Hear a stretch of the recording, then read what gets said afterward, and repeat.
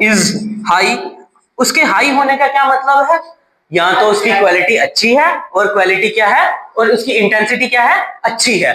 ठीक है, तो उस केस में क्या होगा, हमारी फोटोसिंथेसिस क्या होगी, अच्छी होगी, फोटोसिंथेसिस लेवल क्या होगा, हाई होगा। ठीक है, लेकिन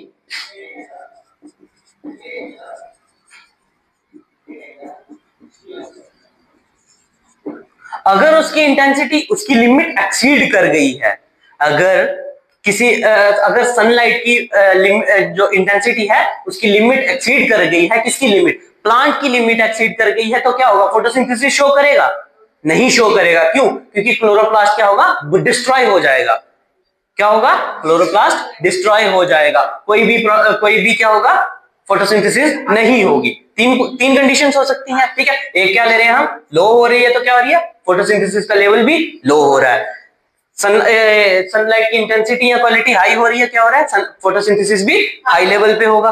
तीसरा, अगर उसकी लिमिट एक्सीड हो गई तो कोई फोटोसिंथेसिस नहीं होगा। क्यों, क्योंकि जो क्लोरोप्लास्ट है हमारा वो क्या हो जाएगा, डिस्ट्रॉय हो जाएगा। क्या हो जाएगा, डिस्ट्रॉय हो जाएगा। लिखो तीसरा पॉइंट भी।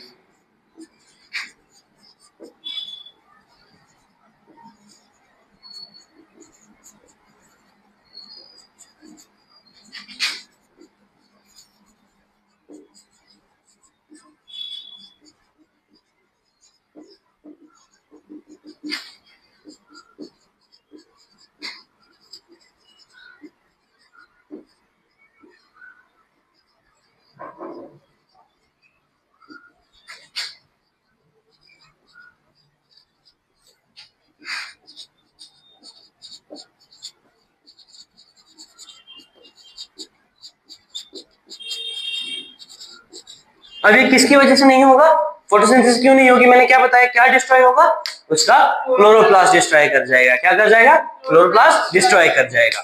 ठीक है, एक पॉइंट समझ में आ गया। क्या होता है, कम होगी तो क्या होगी, फोटोसिंथेसिस लो होगी, ज्यादा होगी तो क्या होगी, फोटोसिंथेसिस लेवल हाई होगा, लिमिट से ज्यादा होगी तो क्या होगा, क्लोरोप्लास्ट डिस्ट्रॉय हो जाएगा, कोई भी फोटोसिंथेसिस हमारी नहीं होगी। अब दूसरे पॉइंट की तरफ जाते हैं। हमने क्या बोला, सनलाइट है, क्लोरोफिल हो गया। तीसरा पॉइंट कौन सा है, कार्बन डाइऑक्साइड। क्या है, कार्बन डाइऑक्साइड।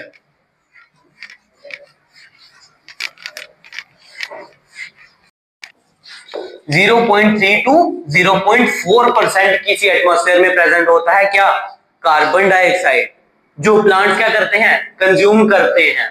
ठीक है, किस लेवल पे प्रेजेंट होता है, 0.3 टू 0.4। अगर इससे एक भी पॉइंट ज्यादा हुआ, अगर 0.5 पे चला गया तो क्या होगा, कार्बन डाइऑक्साइड की रिडक्शन ज्यादा करनी पड़ेगी। क्या करना पड़ेगा, कार्बन डाइऑक्साइड की रिडक्शन ज्यादा करनी पड़ेगी। होने ठीक है, कार्बन डाइऑक्साइड की रिडक्शन क्या करनी पड़ेगी, ज्यादा करनी पड़ेगी। उसके लिए क्या लगेगा, रॉ मटेरियल भी ज्यादा लगेगा। सिर्फ कार्बन डाइऑक्साइड से तो नहीं हो रही, मतलब सिर्फ कार्बन डाइऑक्साइड की वजह से तो नहीं हो रही ना फोटोसिंथेसिस, अदर प्रोडक्ट्स भी लग रहे हैं रॉ मटेरियल। तो जितना कार्बन डाइऑक्साइड ज्यादा होगा उतने हमारे रिक्वायर्ड रॉ मटेरियल भी क्या करेंगे, ज्यादा लगेंगे उसको रिड्यूस करने के लिए। ठीक है, समझ में आ गया। देखो उतारिए,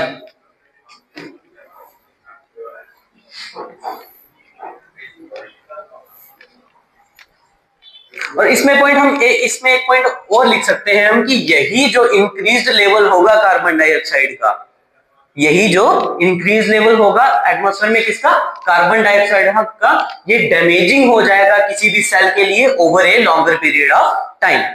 क्या होगा, डैमेजिंग हो जाएगा। क्यों, उसको ये क्या है, ज्यादा मात्रा में करनी पड़ेगी। तो उसकी अल्टीमेटली क्या होगा, किसी सेल की लिमिट होगी ना कोई भी प्रोसेस करने के लिए, तो उसकी लिमिट से क्या होगा, ज्यादा हो जाएगा, तो डैमेज हो जाएगा सेल को over a long period of time. क्या होगा, over a long period of time. ठीक है, ठीक है, नोट डाउन कर लिया जी।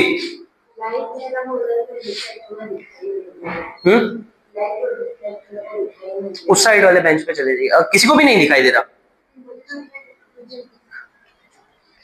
CO2 किस लेवल पे प्रेजेंट होता है, 0.3 टू 0.4।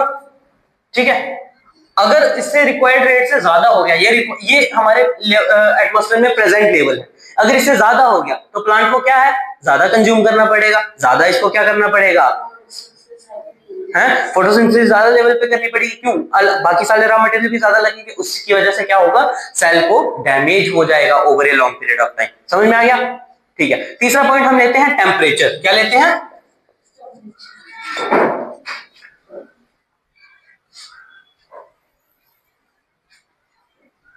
अगर हायर टेम्परेचर हुआ, अगर टेम्परेचर क्या है, ज्यादा है, तो क्या होगा, फोटोसिंथेसिस ज्यादा होगी कि नहीं होगी? कम होगी, ज्यादा होगी, कैसे होगी? नहीं, फोटोसिंथेसिस अफेक्ट करेगी, वो ज्यादा नहीं होगी, वो क्या होगी, कम होगी। देखो रिक्वायर्ड टेम्परेचर क्या है, रिक्वायर्ड टेम्परेचर फॉर फोटोसिंथेसिस कितना है?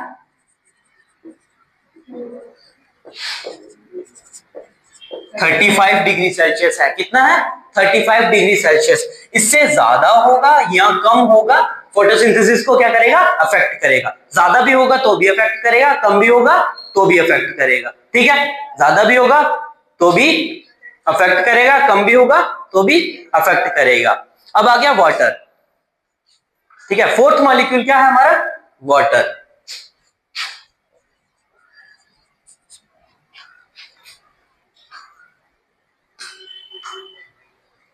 अब वाटर मॉलिक्यूल अगर ज्यादा हमारे एटमॉस्फेयर में या हमारे प्लांट सेल में प्रेजेंट है तो उससे क्या होगा,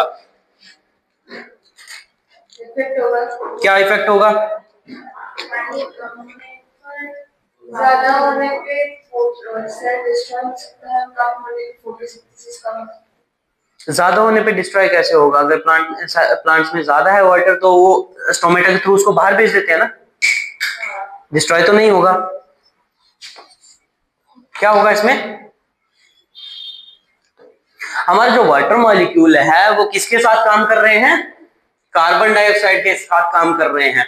तो अगर वाटर मॉलिक्यूल हमारे इसमें ज्यादा है तो हमारे इनडायरेक्टली मतलब क्या है कि कार्बन डाइऑक्साइड मॉलिक्यूल्स भी क्या होंगे, ज्यादा होंगे। तो सेम कार्बन डाइऑक्साइड की तरह क्या होगा, इसकी वजह से भी हमारी फोटोसिंथेसिस कैसे इफेक्ट करेगी। कार्बन डाइऑक्साइड में मैंने क्या बताया था, हाँ, तो बाकी रॉ मटेरियल में कौन सा इन्वॉल्व होता है, H2O, ऑक्सीजन।